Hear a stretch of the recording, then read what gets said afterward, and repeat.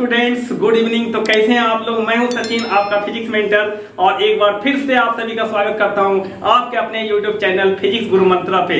तो आज हम लोग स्टार्ट करने वाले हैं क्लास 12 फिजिक्स का बहुत ही important chapter, that is alternating current. इससे पहले आप डीसी सर्किट के बारे में पढ़े होंगे कि डीसी करंट क्या होता है, डीसी सर्किट क्या होता है, ठीक है। तो आज बेसिकली उससे हट के हम लोग बात करेंगे। आज हम लोग बात करेंगे टाइम वेरिंग करंट के बारे में, ठीक है। जैसा कि आपने पढ़ा है कि डीसी के केस में क्या होता है कि उसका डायरेक्शन और मैग्नीट्यूड टाइम के साथ चेंज नहीं होता है। डीसी का जो मैग्नीट्यूड है और डायरेक्शन टाइम के साथ में चेंज नहीं होता, और हम लोग बोलते हैं कि उसका जो फ्रीक्वेंसी होता है डीसी का वो 0 होता है। अब यहाँ पर क्या होगा, कुछ फाइनाइट फ्रीक्वेंसी होंगे और यहाँ पर जो भी सिग्नल्स होंगे और टाइम वेरिंग सिग्नल होंगे, ठीक है। तो बेसिकली सबसे पहले हम इसका डेफिनेशन देख लेते हैं कि अल्टरनेटिंग करंट क्या होता है, एसी सिग्नल्स क्या होते हैं। तो बेसिकली एसी सिग्नल्स और द साइनसॉइडल सिग्नल्स वो साइन और कोसाइन के फॉर्म में होते हैं और टाइम वेरिंग सिग्नल्स होते हैं, ठीक है। तो सबसे पहले देखिए डेफिनेशन क्या है। The signal which changes its magnitude continuously and direction periodically. इसमें क्या होगा बच्चों, जो साइनसॉइडल सिग्नल्स होते हैं वो क्या होते हैं, पीरियोडिक सिग्नल्स होते हैं। तो जो एसी सिग्नल होते हैं वो अपने मैग्नीट्यूड को कंटिन्यूअसली चेंज करेगा, ईच इंस्टेंट ऑफ टाइम पे उसका मैग्नीट्यूड अलग अलग होगा, लेकिन अपने डायरेक्शन को एक टाइम पीरियड में 2 बार चेंज करता है। ये क्वेश्चन भी एक बार बोर्ड एग्जाम में आया हुआ था कि एक टाइम पीरियड में जो एसी सिग्नल्स है, जो साइनसॉइडल सिग्नल अपने डायरेक्शन को कितने बार चेंज करता है, तो 2 बार चेंज करता है। ये आप ध्यान में रखेंगे, ठीक है। अब देखिए यहाँ पर जो एसी सिग्नल्स होगा, बेसिकली जो इलेक्ट्रिकल सिग्नल्स होते हैं, तो यहाँ पर हम लोग 2 टाइप के सिग्नल की बात करते हैं। एक होता है वोल्टेज सिग्नल और एक होता है करंट सिग्नल। तो उसी तरह से हम लोग बात करेंगे यहाँ पर एसी में AC current signal and AC voltage signal, ठीक है। अब देखिए इसका रिप्रेजेंटेशन किस तरह से होता है। जो हमारा वोल्टेज एसी सिग्नल है और ये है हमारा करंट एसी सिग्नल। जो वोल्टेज एसी सिग्नल्स होता है बच्चों, इसका जो अगर हम रिप्रेजेंटेशन की बात करें तो ये होता है हमारा VT। VT क्यों लिखा हमने कि ये वोल्टेज टाइम वेरिंग है, टाइम के साथ में क्या हो रहा है, वेरी कर रहा है। This is equal to Vm sine of omega t plus 5, omega t plus 5। उसी तरह से अगर हम करंट एसी सिग्नल को रिप्रेजेंट करें तो करंट एसी सिग्नल को रिप्रेजेंट करें तो ये होता है IT, I as a function of t equal to Im sine of omega t plus 5, ठीक है। आप इसे साइन के फॉर्म में लिख सकते हैं या फिर कोसाइन के फॉर्म में भी लिख सकते हैं। This can be also represented by Vm cos of omega t plus 5, और this can be also represented as IT equal to Im cos of omega t plus 5, ठीक है। अब देखिए यहाँ पर जो टर्म्स है क्या क्या रिप्रेजेंट कर रहा है। यहाँ पर जो आपका Vm है बच्चों, ये इस एसी सिग्नल का पीक वैल्यू को रिप्रेजेंट कर रहा है, पीक वैल्यू और मैक्सिमम वैल्यू, ठीक है। पीक वैल्यू और मैक्सिमम वैल्यू कि एसी सिग्नल कितना मैक्सिमम वैल्यू तक अपने पीक वैल्यू तक जा सकता है, ठीक है। अब देखिए यहाँ पर उसी तरह से जो यहाँ पे Im है, ये क्या है, पीक वैल्यू ऑफ करंट, ये भी क्या है हमारा इसका पीक वैल्यू, ठीक है। अब देखिए यहाँ पर जो ओमेगा है, ओमेगा को क्या बोलते हैं, यहाँ पर फ्रीक्वेंसी है। अब देखिए फ्रीक्वेंसी भी 2 तरह का होता है, एक होता है एंगुलर फ्रीक्वेंसी, एक होता है लिनियर फ्रीक्वेंसी। तो जो आपका ओमेगा होता है ये हमारा क्या होता है, एंगुलर फ्रीक्वेंसी, एंगुलर फ्रीक्वेंसी। और इसको हम लोग लिखते हैं किसे बच्चों, इसका जो SI यूनिट होता है ये होता है रेडियन पर सेकेंड, रेडियन पर सेकेंड। अब देखिए यहाँ पर जो आपका फाई है, फाई क्या रिप्रेजेंट कर रहा है, फाई रिप्रेजेंट कर रहा है उसका इनिशियल फेज। इसको हम लोग क्या बोलते हैं, फाई को इनिशियल फेज। इनिशियल फेज का मतलब क्या हुआ, इनिशियल फेज का मतलब हो गया कि t इक्वल टू 0 पे जो आपका एंगल बनेगा, t इक्वल टू 0 पे वो फिर उसको हम लोग बोलेंगे क्या, इनिशियल फेज। अब देखिए यहाँ पर क्या हो गया, इसको ये पूरा आपका हो गया दैट इज थीटा, ये क्या हो गया थीटा। तो जो हमारा थीटा है, थीटा इक्वल टू क्या हो गया, ओमेगा t और प्लस क्या हो गया 5। अब अगर हम लोग बोले देखिए ये जो थीटा होता है आपका, ये होता है आपका टोटल फेज, ये क्या होता है टोटल फेज, टोटल फेज। तो अगर हम t इक्वल टू 0 पे इसका फेज निकालें, that is called initial phase. Initial phase का मतलब t इक्वल टू 0 पे जो फेज होगा, ठीक है, that is called initial phase. अब देखिए यहाँ पर t इक्वल टू 0 पुट करें तो थीटा एट जब t इक्वल टू 0 होगा तो ये टर्म तो 0 हो जाएगा और ये बचेगा क्या, phi, and this is phi. तो फाई क्या रिप्रेजेंट करता है, इनिशियल फेज को रिप्रेजेंट करता है। ओमेगा क्या है, एंगुलर फ्रीक्वेंसी रेडियन पर सेकेंड में। तो ये रिप्रेजेंटेशन है एसी सिग्नल का। दो टाइप के होते हैं, AC voltage signal and AC current signal, ठीक है। चलिए, ये तो रिप्रेजेंटेशन की बात हो गई। अगर हम लोग बात करें कि दो एसी सिग्नल को हम लोग कैसे कंपेयर कर सकते हैं, ठीक है, और इससे रिलेटेड क्वेश्चन बहुत बार आते हैं कि ये जो एसी सिग्नल का जो कंपेरिजन है कि दो एसी सिग्नल आपका दिया रहेगा और दोनों एसी सिग्नल में कंपेयर करना है कि कौन सा लीड कर रहा है और कौन सा लैग कर रहा है। तो इसके लिए बहुत ही आज इम्पोर्टेंट कॉन्सेप्ट हम लोग डिस्कस करने वाले हैं कि how to decide which signal is leading and which signal is lagging, ठीक है। अब देखिए यहाँ पर हम दो सिग्नल लेते हैं, आपको डिसाइड करना है कि ये दोनों के बीच में फेज डिफरेंस कितना होगा और कौन सा लीड करेगा और कौन सा लैग करेगा। अब देखिए एग्जांपल लेते हैं, concept of leading and lagging. Heading डालेंगे concept of leading and lagging. यहाँ से रिलेटेड क्वेश्चन आता है, बार बार पूछा जाता है, चाहे वो नीट का एग्जाम हो, जेई का एग्जाम हो, या फिर कभी कभी आपका बोर्ड एग्जाम्स में भी ये कॉन्सेप्ट से रिलेटेड क्वेश्चन आते हैं ऑब्जेक्टिव में। अब देखिए कॉन्सेप्ट ऑफ लीडिंग और लैगिंग का मतलब क्या हो गया। सपोज दैट हमने एग्जांपल ले लिया, एक हमारे पास वोल्टेज सिग्नल है V1t equal to 10 sign of 2t और प्लस 30 डिग्री, और एक और सिग्नल है V2t equal to 10 cos of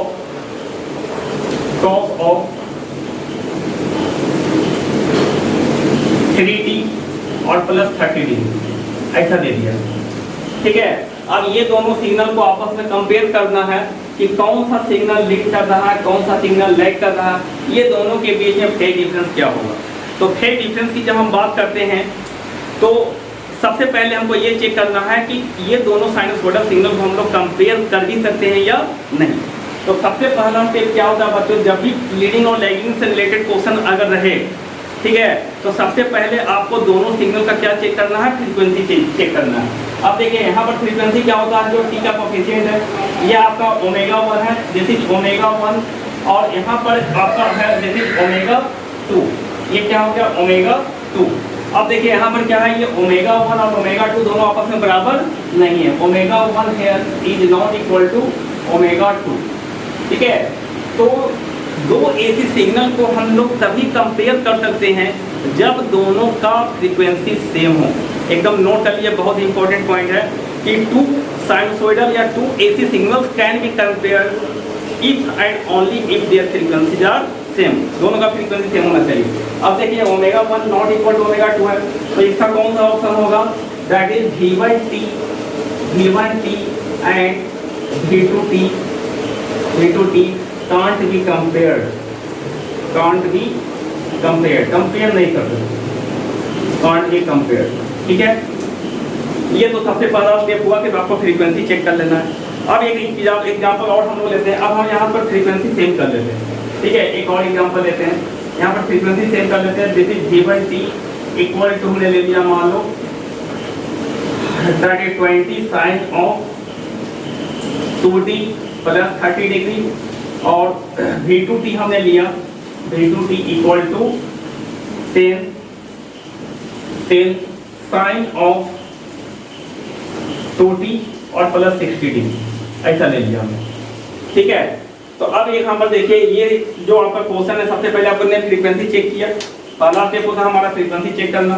frequency हमने चेक किया, इसका फ्रीक्वेंसी 2 रेडियन पर सेकेंड, इसका भी फ्रीक्वेंसी कितना है, 2 रेडियन पर सेकेंड है, ठीक है। तो फ्रीक्वेंसी यहाँ पर क्या हो गया, दोनों का सेम हो गया, ओमेगा 1 इक्वल टू ओमेगा 2, ठीक है। अगर ओमेगा 1 और ओमेगा 2 दोनों आपस में बराबर हो गया, इसका मतलब ये दोनों सिग्नल को हम लोग आपस में कंपेयर कर सकते हैं, ठीक है।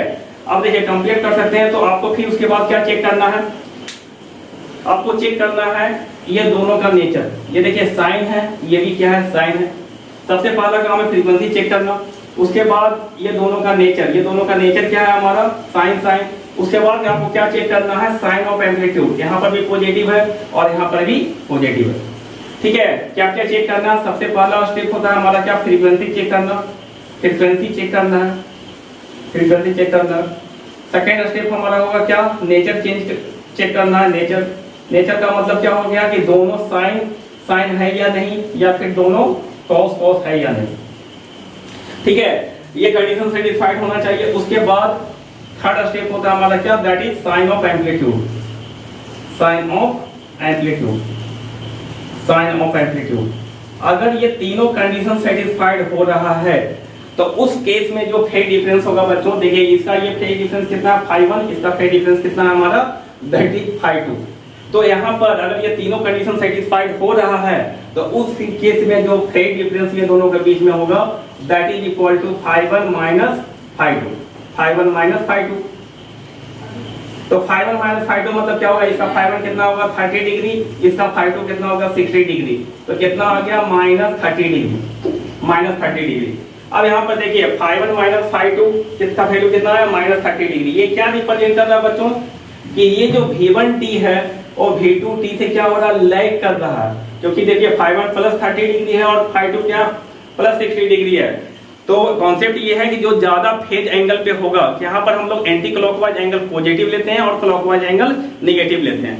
ठीक है, तो आप ये भी नोट कर लेंगे जो भी हमारा एंगल का मेजरमेंट होता है वो एंटी क्लॉकवाइज डायरेक्शन हम लोग पॉजिटिव एंगल लेते हैं प्लस थीटा, और क्लॉकवाइज डायरेक्शन जो आपका होता है क्लॉकवाइज डायरेक्शन में थीटा मेजर करते हैं नेगेटिव। ठीक है, तो लीडिंग का मतलब ये हो गया कि वो ज्यादा पॉजिटिव एंगल पे होगा। तो कौन सा ज्यादा पॉजिटिव एंगल पे है, यहाँ पर आपका V2t आपका हो गया 60 डिग्री पे और V1t है 30 डिग्री पे। तो जो ज्यादा पॉजिटिव एंगल पे होगा वो लीड करेगा।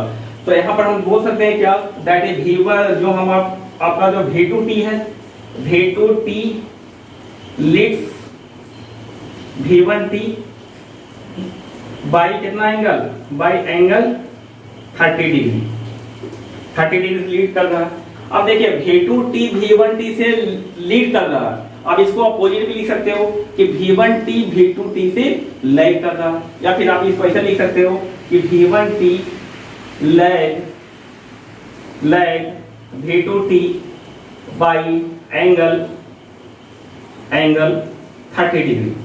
एक बार हमने लिख दिया लैग, तो लैग का मतलब यह है कि नेगेटिव एंगल, तो यहाँ पर आपको 30 डिग्री लेना, 30 डिग्री लैग का मतलब माइनस 30 डिग्री। ठीक है, तो इस तरह के क्वेश्चन बहुत ही आसान होते हैं, आप इजीली कर सकते हो। तीन चीज सबसे पहले चेक करना क्या फ्रीक्वेंसी, उसके बाद नेचर, दोनों का साइन साइन है या नहीं, कॉस कॉस है या नहीं, ये सेटिस्फाइड होना चाहिए, दोनों या तो साइन या तो दोनों कॉस, और साथ में साइन ऑफ एम्पलीट्यूड। मुझे मैग्नीट्यूड से मतलब है ही नहीं, मतलब फेज डिफरेंस इस मैग्नीट्यूड पे डिपेंड करता ही नहीं है कि ये 10 है या 20 है, यहाँ पर 50 30 कुछ भी हो सकता था। किस पे डिपेंड करता है, इनके nature of sine of amplitude पे डिपेंड करता है। ठीक है, तो इस तरह के क्वेश्चन आप इजीली हैंडल कर सकते हो। अब इसमें एक न्यू कॉन्सेप्ट ऐसा आता है जिसे आप डायरेक्टली नहीं कर सकते हैं। उस केस में अगर आप 5.1 माइनस 5.2 कर दोगे, ठीक है, तो आंसर क्या हो जाएगा, गलत हो जाएगा। ठीक है, तो उस तरह के क्वेश्चन को देखने के लिए अब हम लोग नेक्स्ट वीडियो में हम लोग डिस्कस करेंगे। बहुत ही इंपॉर्टेंट कॉन्सेप्ट है कि अगर आपका ये तीनों कंडीशन अगर मान लो कि फ्रीक्वेंसी सेटिस्फाइड हो गया, फ्रीक्वेंसी कंडीशन, आपका जो नेचर है, नेचर दोनों का, अगर दोनों का नेचर डिफरेंट रहे, एक साइन रहे एक कोसाइन रहे, ठीक है, साथ में साइन ऑफ एम्पलीट्यूड भी कभी चेंज रहे, तो उस कंडीशन में हम लोग फेज डिफरेंस कैसे निकालेंगे दोनों सिग्नल के बीच का, और लीडिंग और लैगिंग का जो आपका डिसाइड है कैसे करेंगे। तो उस तरह का कॉन्सेप्ट को आप देखने के लिए आप नेक्स्ट वीडियो देखना ना भूलेंगे। बहुत ही इंपॉर्टेंट कॉन्सेप्ट मैं बताने वाला हूँ, एसी सर्किट से रिलेटेड, आपको किसी भी बुक में वो नहीं मिलेगा। ये अपना एक्सपीरियंस के बेसिस पे हमने जो डेवलप किया है ये कॉन्सेप्ट, इसके बेसिस पे आपको मैं बताऊंगा। ठीक है, चुटकियों में क्वेश्चन सॉल्व हो जाएगा, आप देखिएगा, बस एक ही कॉन्सेप्ट मैं बताने वाला हूँ। ठीक है, तो अभी आप केवल नोट कर लेंगे कि किस तरह के क्वेश्चन हम लोग नेक्स्ट वीडियो में डिस्कस करने वाले हैं।